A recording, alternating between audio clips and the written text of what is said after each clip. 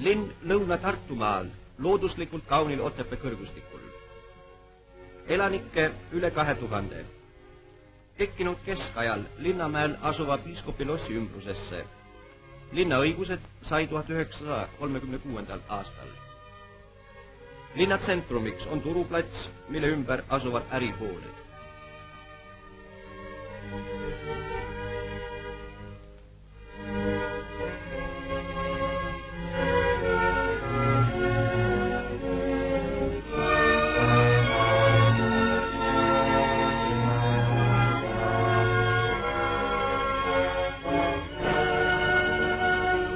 Gümnaasiumihoone.